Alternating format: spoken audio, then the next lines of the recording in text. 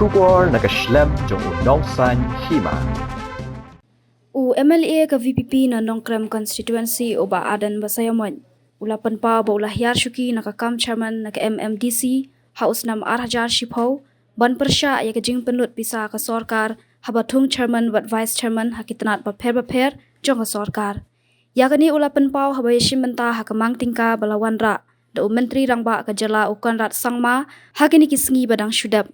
Uba Ardent ulaong baga jingthong chairman but vice chairman yaki brio jong ki nongtre seng san perthei kadai tang kakam Pynlut Pisa jong ka sorkar hendai lada thung yaki brio ki bala ban yarap yaki jingtre kam yaka sorkar kalong shisha ka badan kam ulaong ru baga jingthet kali thamai man usnem nakabenta ki menteri sorkar bat ki officer sorkar kakta yaka Pisa jong ka sorkar on the budget.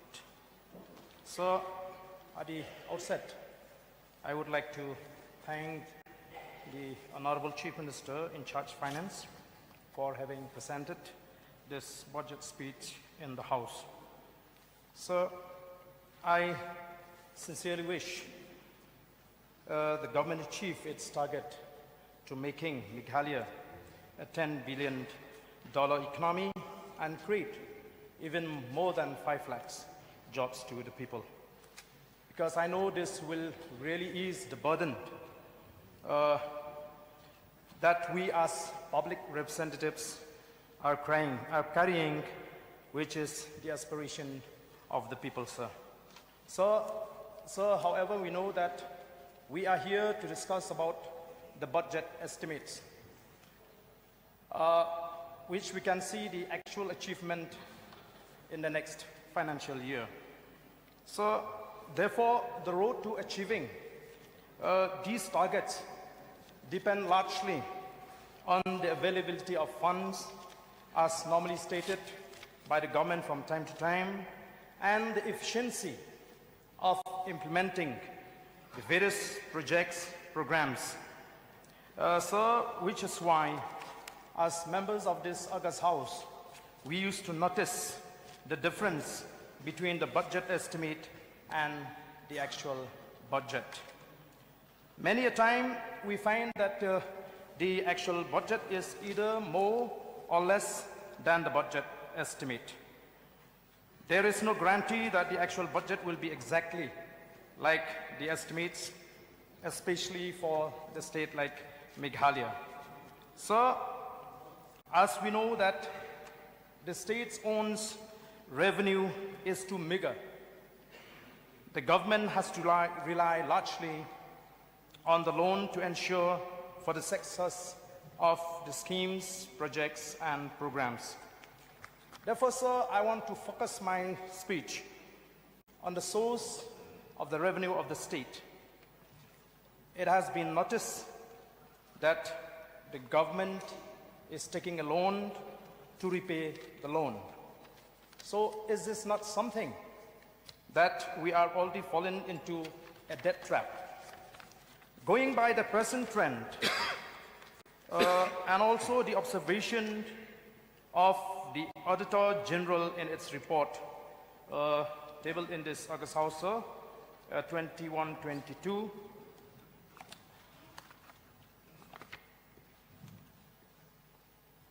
the AG has observed in page 52 of this report that in absolutely monetary terms, the overall debt of the state of Meghalaya has increased by 62.22%. The primary reason for spike in debt ratio during 21-22 was on account of significant increase in internal debt. So, of course, I'm not saying the government not to take a loan, because I know we need to take a loan to supplement our own income. So what shall we do in a kind of a situation where we are not a state of being self-reliant? So I feel that we need to identify the projects, programs, or missions that are less important for the time being to invest.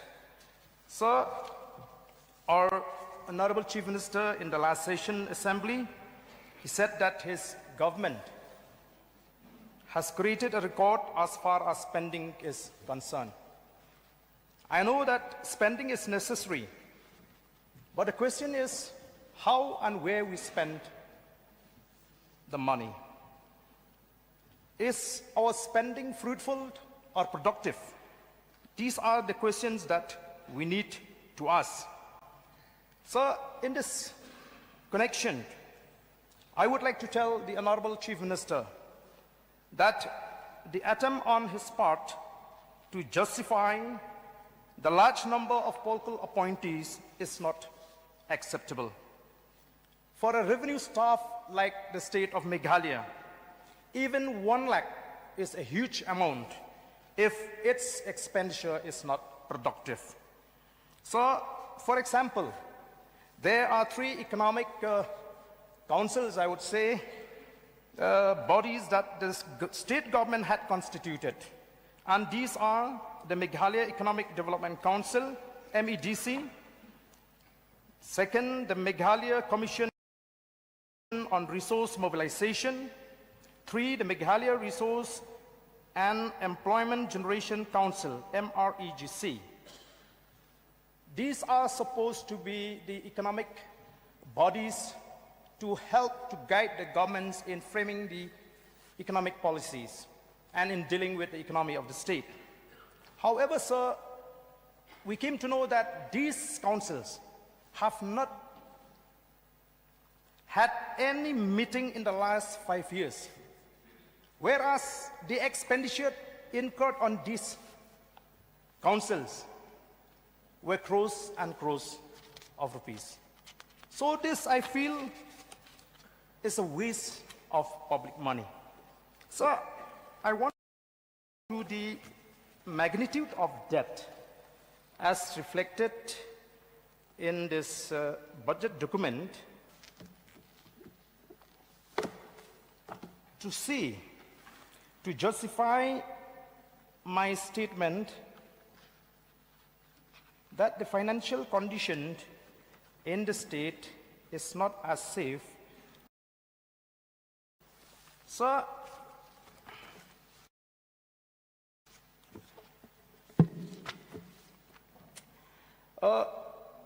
in page 36 of this budget document, here it reflects the loan taken by the state government from the government of India, open markets loan, floating loans, and the total amount of loan as of today, minus from the government of India, is about 13,000 crore 55,864. There's a jump when we look at the loan taken in the last financial year. This is 23-24, sir, sorry. And when we look at the present this budget estimate, we see the jump of more than double. The principle that the government is taking from the open market, according to this 23-24 revised estimate, the principal is 44,000. This is in lakh. And the interest is 88,595. It's more than double. And again, now the government is taking 87,300 for this budget estimate, and it is estimated that the interest will be 94,106. So therefore, sir, when we look at the balance as on 31st March, according to this budget estimates, only from the open markets, the loan will reach up to 14,000 crores.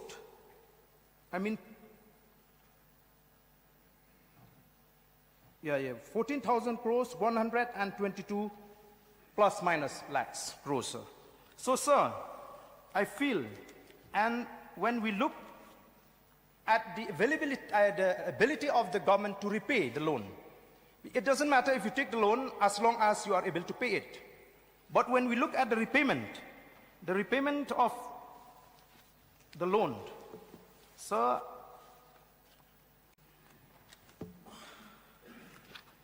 here it is reflected that out of 13,558 64 lakhs, the loan on 23-24, the government was able to pay only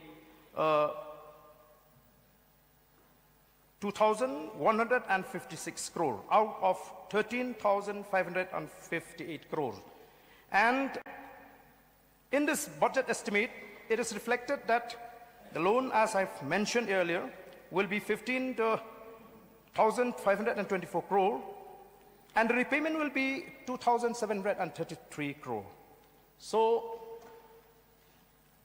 this is what the AG had observed when it studied the budget of the state government. Therefore, sir, I feel I have seen the budget statement that you have presented, how beautifully you have made and tried to impress the programs. Yeah, it is a laudable exercise that the government is doing. But the question is that, can we really achieve the targets? Because even in the past, there were many good projects that the government have highlighted in the budget. But I don't know how many of those projects have been able to see the light of the day. So therefore, sir, I would strongly urge upon the government, because I feel if the government is not taking any corrective measures, then the state is going to be in a deep trouble as far as the financial condition of the state is concerned. So, sir, there are a few areas that I would like to suggest as far as the spending is concerned. First, I've already expressed about the political appointees. I hope that Honorable Chief Minister will not go for the political appointees just to secure his chair. Maybe that is the dynamics of politics of coalition government.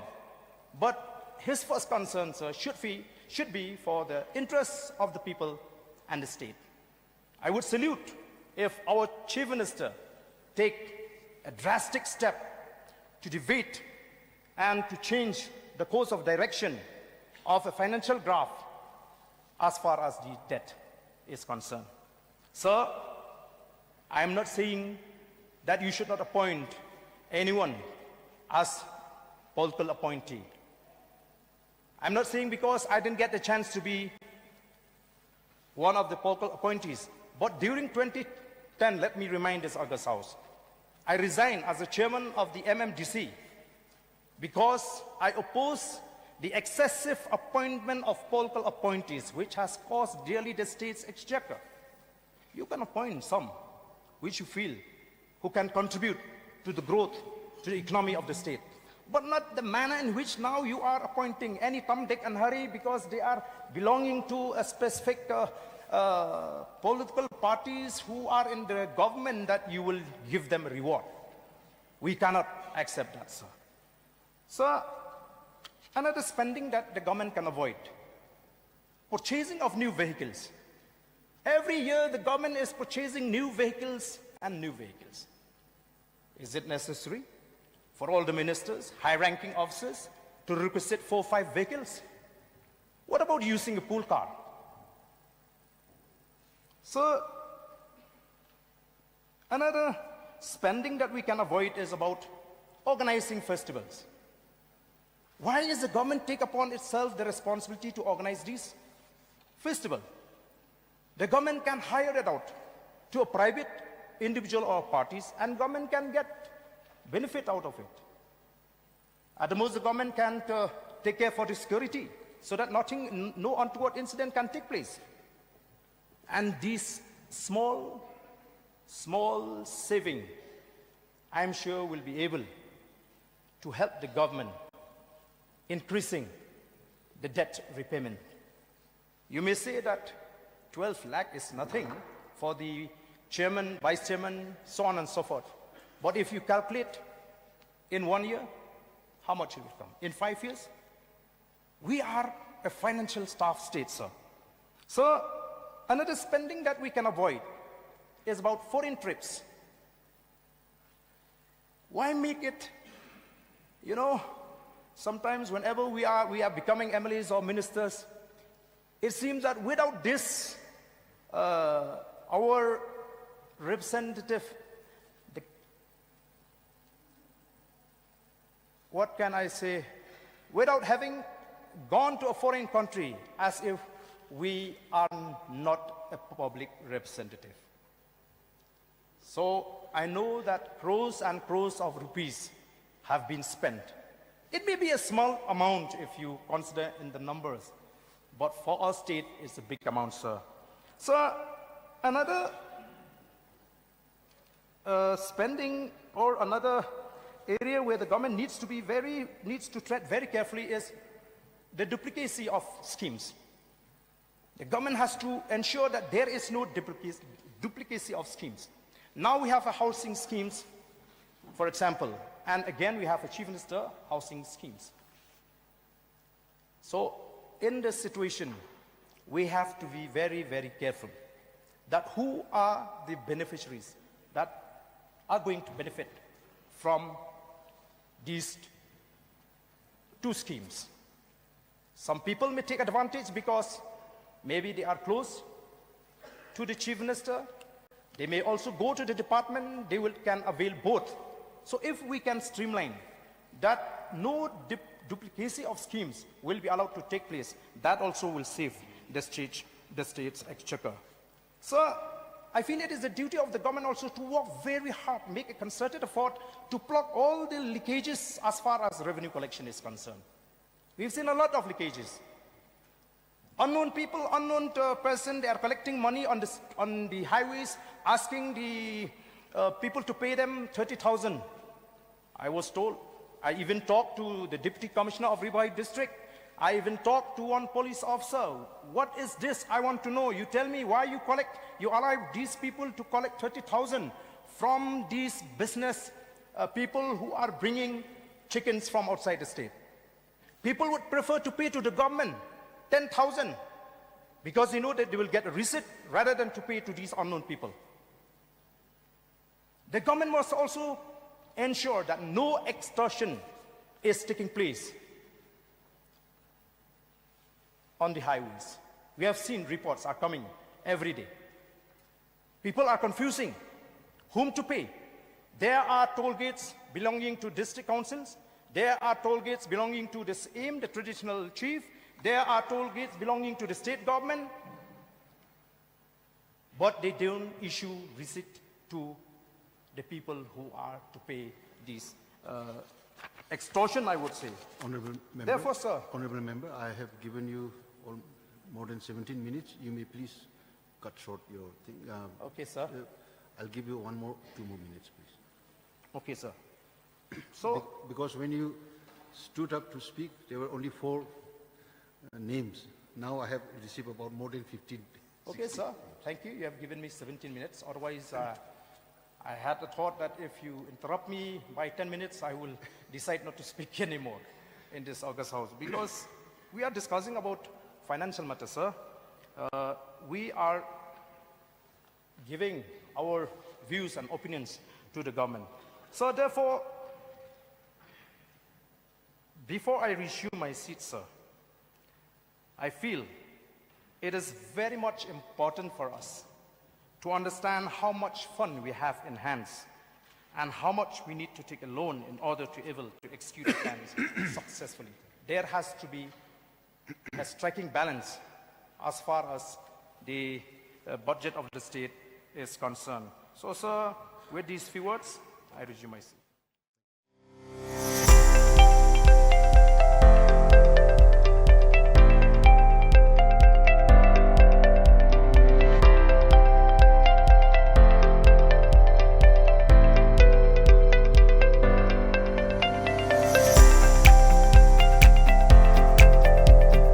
Citizen first is our motto.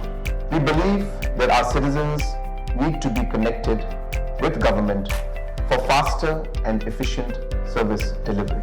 I am happy to announce that we are coming up with a dedicated CM Helpline Call Center.